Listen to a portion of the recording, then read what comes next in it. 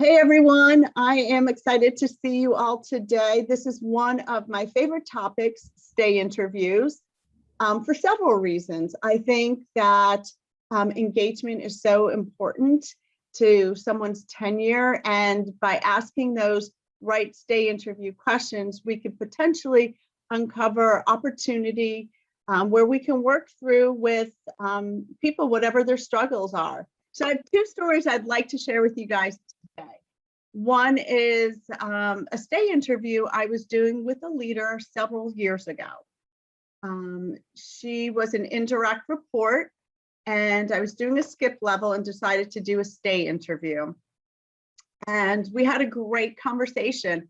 I asked her the traditional, typical questions.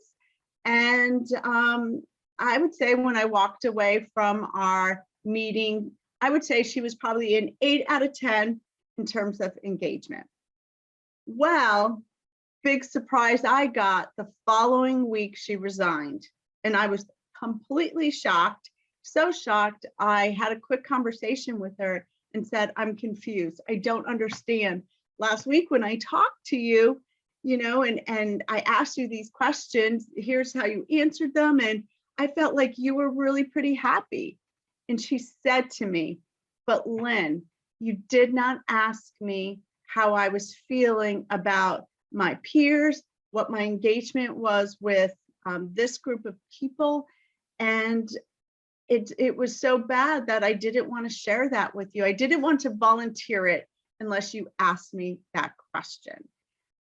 Wow, I was really taken back. And what I walked away with from that was a big learning lesson for myself.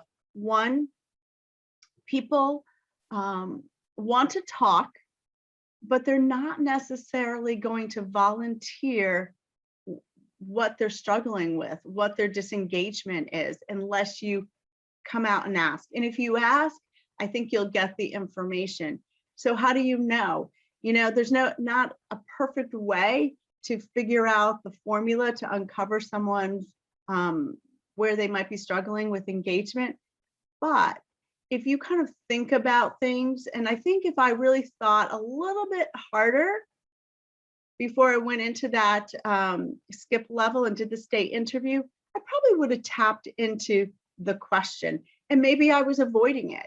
I kind of went down the nice, fluffy, surfacey questions. And I think if I really dug deep, I probably would have went there. And that's something that stands out to me so much. Don't be afraid to ask the question that you think might have someone really share how they're feeling. And it might take 2 or 3 questions on that same topic, because you got to dig in a little bit deeper, but people want to talk. The other story I have is one that's personally happened to me. There was a period several years ago that I was disengaged with something. And I clearly remember my leader's leader doing a skip level and asking me some stay interview questions. Clearly remember this. And they asked, whatever questions, and I answered them. But they didn't ask the question that I thought was so obvious.